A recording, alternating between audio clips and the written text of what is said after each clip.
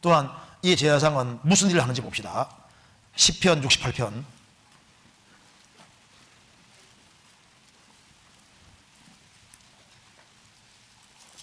시편 68편 18절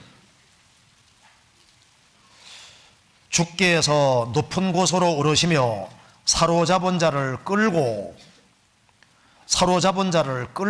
그라고 했죠. 끌고. 그러니까 주님은 여기 본 대로 주께서 높은 곳으로 오르시며 죄가 사로잡고 마귀가 사로잡은 자를 사로잡아서 끌고,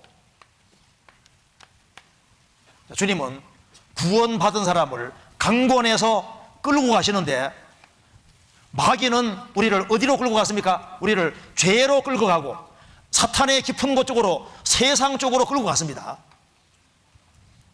주께서 높은 곳으로 오르시며 사로잡은 자를 끌고, 어디로 끌고 갈까요? 리드에 가시는데 어디로 끌고 가냐면은 주님이 원하시는 방향으로 끌고 갑니다.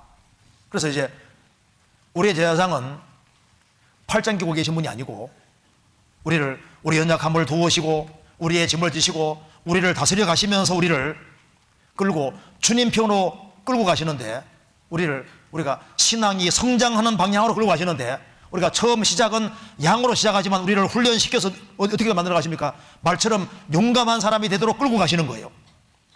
사로잡은 자를 끌고 우리를 진리 가운데로 이끌어 가시고 주님의 깊은 사랑 쪽으로 이끌어 가십니다. 실제로 주님의 능력 쪽으로, 주님 앞에 귀하게 쓰임받는 쪽으로 이끌어 가시는 거예요. 그래서 아가서 보시면은 주님과 입맞춤이 있고, 그 다음에 침국으로 이끌어 들이시고 잔치집으로 끌고 가시고 평탄한 곳으로, 나중에 높은 곳으로까지 이끌어 가시잖아요. 틀 이끌어 가십니다. 10월의 11장 보시면은 제일 처음에 아벨이 나오고, 그 다음에 에녹이 나오고 노아가 나오죠. 아벨은 믿음으로 얻어먹고, 에녹은 주님을 기쁘시게 하는 자고, 노아는 하나님과 동력 함께 일하는 쪽으로, 이게 믿음의 순서인 겁니다. 아브라함, 이삭, 야곱은 텐트 속에 살았는데 하늘을 보고 살게 하시면서 모세는 전적으로 헌신입니다. 그렇지 않습니까? 우리를 발전적인 방향으로 이끌어 가시는 거예요. 우리를 이끌어 가신다는 말은 틀림없이 맞는 말입니다. 그래서 열왕기상 2장 보시면은 하나님이 엘리야를 이끌어 가셨는데 엘리사가 따라갔습니다. 처음 시작이 길갈에서 시작해서 베델로 이끌어 가시고, 그 다음에 여리고로 이끌어 가시고, 그 다음에 어디로 이끌어 가셨습니까? 그 다음에 요단으로, 요단강. 그리고 여기 길갈은 할례 받는 곳이었습니다. 중생 거듭나는 것의 그림자고, 거듭나고 난 다음에는 베델은 하나님의 집입니다. 거듭나고 나면은 주님이 하나님의 집인 교회로 이끌어 가시고, 그 다음에는 여리고는 7바퀴 돌고 하니까 무너지지 않습니까? 순종으로 이끌어 가시고, 그 다음엔 요단강은 죽는 곳입니다. 자신을 죽음에 참여하는 겁니다. 희생하는 쪽으로 데려가시는 거예요. 그러니까 이제 우리의 대상 예수님은 우리를 구원받게 했을 뿐 아니라 주님 편으로 이끌어 가시는 일을 하시는 거예요. 그렇지 않습니까? 그리고 시편 133편 보시겠습니다. 시편 133편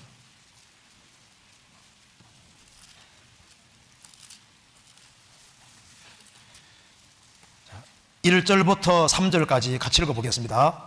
형제가 연합하여 동거함이 어찌 그리 선하고 아름다운고, 머리에 있는 보배로운 기름이 수염곧 아론의 수염에 흘러서 그 어깨까지 내림 같고, 헐몬의 이슬이 시온의 산들의 내림 같도다. 거기서 여호와께서 복을 명하셨나니 곧 영생이로다. 형제가 연합하여 동거함이 어찌 그리 선하고 아름다운고, 형제가 연합하여 동거하는 무리가 바로 교회입니다. 여기 동거하고 연합하는 무리 가운데 여기 아론을 얘기했는데, 아론이 대제사장입니다. 대제사장. 아론 대제사장이 있는데, 형제가 연합하여 동거하는 곳에 아론은 예수님의 그림자니까 그 동거하는 무리 가운데 주님이 같이 계시는 거예요. 그래서 여기 머리에 있는 보배로운 기름이 수염 곧 아론의 수염에 흘러서 그 옷깃까지 내림 같고, 자, 아론의 수염에서 흘러서 옷깃까지 기름이 내린다. 기름. 아론의 수염에서 쫙 옷깃까지 기름이 쫙 흘러내립니다. 기름이. 자, 기름이 뭐의 그림자입니까? 성령. 그래서 참 놀라운 것은 형제가 연합하여 동거하는 곳에 저 구석지기에 있어도 성령의 역사는 거기까지 다 미치는 겁니다. 옷깃까지 미치고 구석구석에 다 미치는 거예요. 나는 저 뒷자리에 앉아 있는데 은혜를 구하는 사람은 그 사람도 성령 역사를 경험합니다. 그렇죠? 주님은 성령을 보내주신 분이고 성령 역사를 경험하게 하시고, 또 헐몬의 이슬이 시온의 산들에 내림 같도다. 헐몬의 이슬은 은혜 그림자입니다. 그래서 주님이 함께하는 그곳에 하나님께서 은혜를 내려주시고 성령 역사를 내려주시는 거예요. 그래서 주님은 우리에게 은혜를 내려주시고, 그리고 성령 역사로 말미암아 우리를 헌신하는 사람으로 만들어 가시는 겁니다. 시편 110편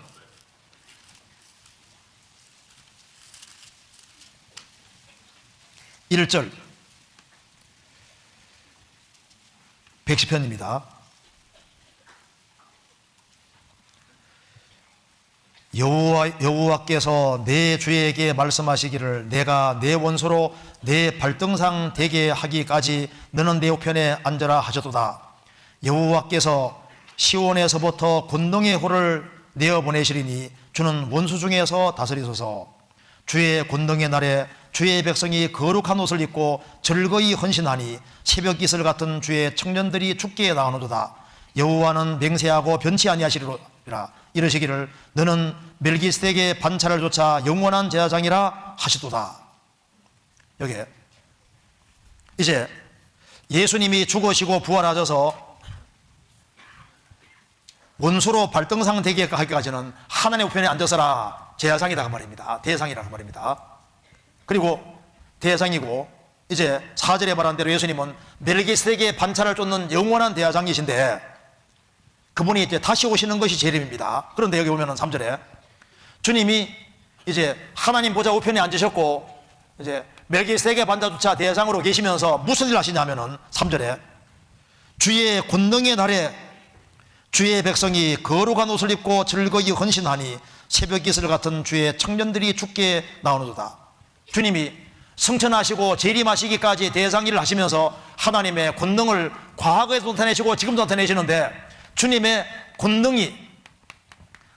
권능과 능력이 나타나는 그곳에 주의 백성이 거룩한 옷을 입고 즐거이 헌신하니 새벽 이슬 같은 주의 청년들이 죽게 나오노도다. 그래서 주님이 함께하는 곳에는 은혜와 성령 역사가 있고 하나님의 권능을 행사하시기 때문에 하나님의 권능을 받고 능력을 받는 사람들은 헌신하게 되고 새벽 이슬 같은 주의 청년들이 나와서 주님께 자신을 바치는 일이 있게 되는 겁니다.